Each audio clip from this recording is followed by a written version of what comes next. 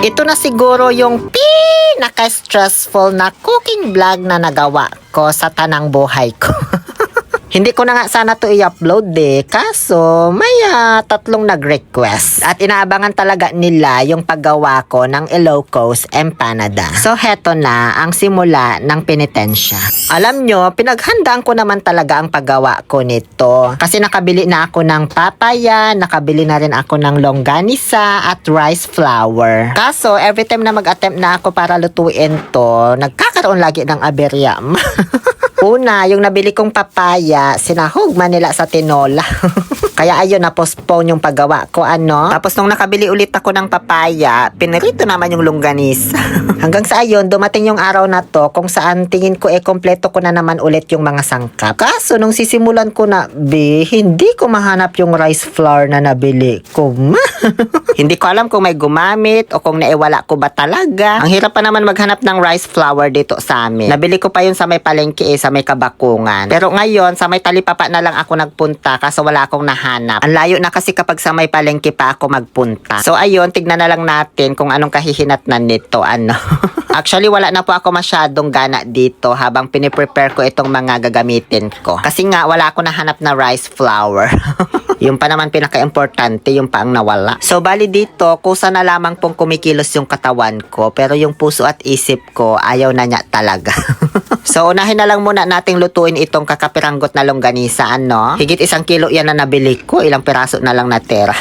Igigisa lang natin ito sa mantika ng walang plastic cover. Kaya ginupit-gupit ko yung kanyang lawlaw na balat. Ginisa ko lang yan ng maigi hanggang sa tuluyan ng maluto. Okay na yan. Sunod naman na natin ngayon itong papaya. O syempre, babalatan natin 3 piraso itong nabili ko. Kaso habang binabalatan ko pa lang tong isa, ang dami ko nang na-realize sa buhay. Kaya ayun, di ko na binalatan yung dalawa. Okay na tong isa dahil sa mundong para lamang sa isa, hindi maaring tayong dalawa.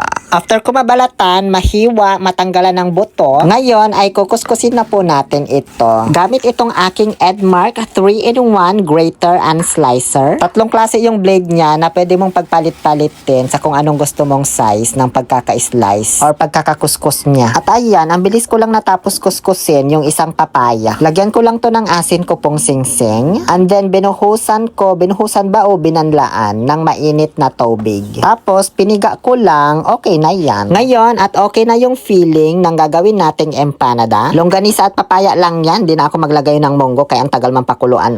Proceed naman na tayo sa exciting part, ang paggawa ng daw. Habang naghahanap pala ako ng rice flour kanina sa may barangay Tala, nag-research na rin ako ng alternative solution kasi wala man talaga akong makita. So sabi, pwede naman daw ang pinaghalong glutinous rice flour at all-purpose flour. Pero expect na mas chewy at sticky daw ito. So ayun na lang binili ko kesa naman mapornada na naman itong gagawin kong empanada.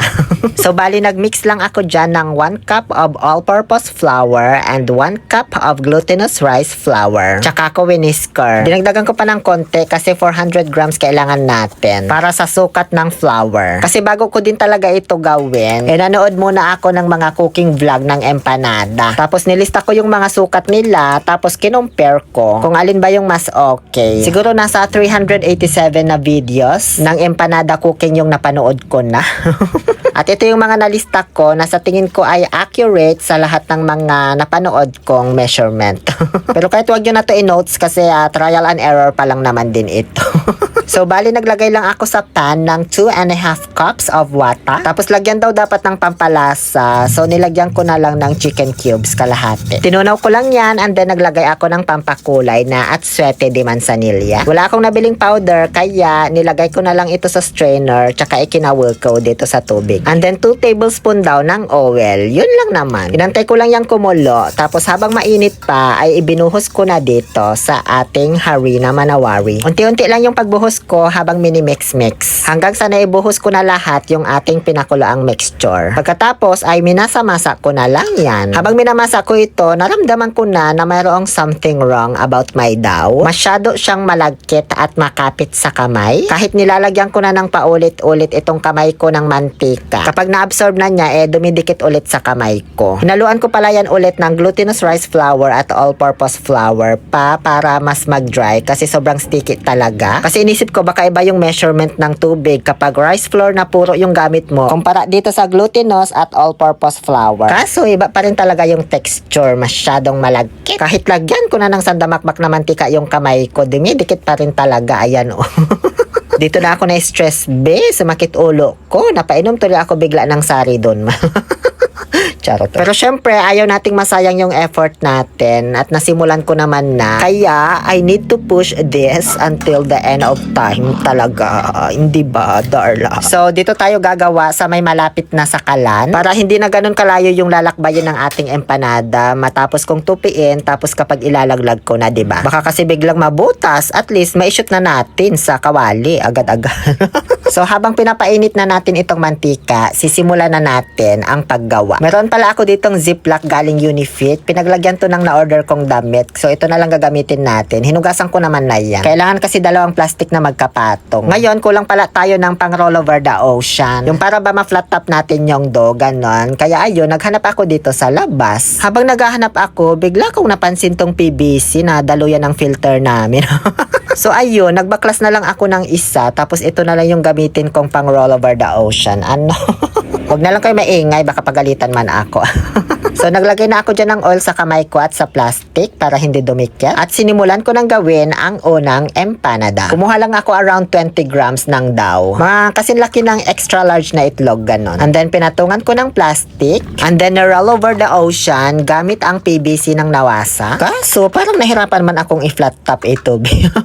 Kaya ang kinalabasan, mali. Next try at napagdesisyonan ko wag na lang gumamit ng PVC. Linatap ko na lang gamit nitong mga palad ko at mas napadali yung buhay ko man. Oy. Ang lambot kasi nung dough, kaya ang dali lang i-spread the wings and you learn how to fly. Nung na-flat top ko na, nilagyan ko na ng papaya. Tsaka longganisa. And then gumawa lang ako ng spacing sa gitna. Tapos biniyakan ko na ng isang itlog. Tumagas lang agad yung puti kasi maliit pala yung butas na nagawa ko. At ang pinaka-crucial sa lahat, ang pagtutupi, which is kitang-kita naman na mali. Pero tinuloy ko pa rin, then inigilan ko na lang yan gamit ang plate 2. At nung ilalaglag ko na, bigla man akong nag-atubili. Kaya ayun, binabawi ko yung decision ko, tapos paglapag ko, ayun, lumabas yung pula, pero buti na lang hindi nabasag. Hindi napisa. Pinasok ko na lang ulit, tsaka ko na lang pinutuputo yung plastic. Naging siopaw na yata yan. And then, inilaglag ko na nang walang pag-aalinlangan kasi wala naman na akong choice. Kailangan kong lutuin pa rin to.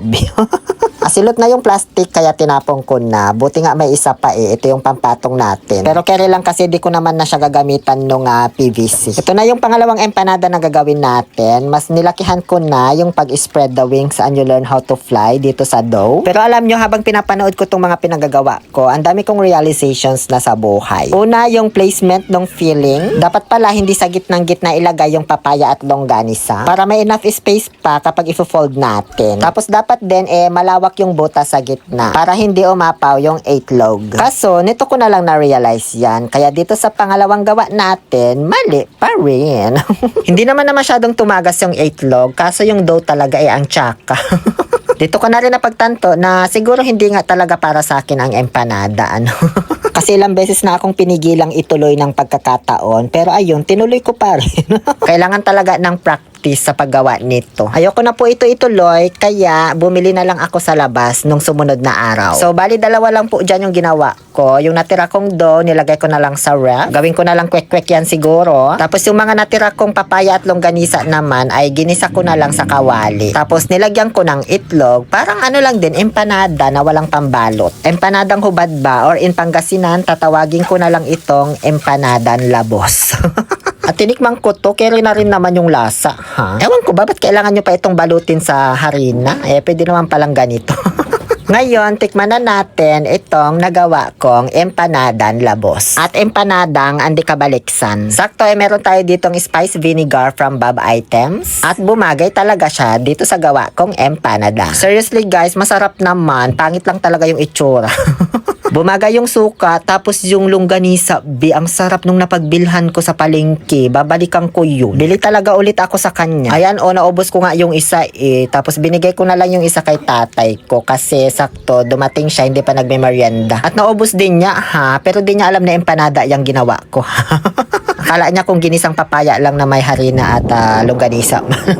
Dahil sa stress ko, ayun, nag-jogging na lang kami kinahaponan para gumaan naman yung pakiramdam ko. Tapos sakto, may mga nadaanan kaming batang nagpapalipad ng saranggola, kaya nakihiram muna ako saglit. Kasi nakaka-relieve din ng stress kaya ang magpalipad ng saranggola, 'di ba? Yun lamang po. Please follow this page for more mali-maling cooking vlog. Muli ito po ang inyong lonely pill na naging stressful pill, Oliver Castro, na nagsasabing no to toxicity. Let's make people happy. Happy ba talaga kayo o na-stress din kayo? May nakita pala kaming dalawang kuting na magkapatid. Gustong gusto ko yung black kaso maatap yung isa, ayaw sumama.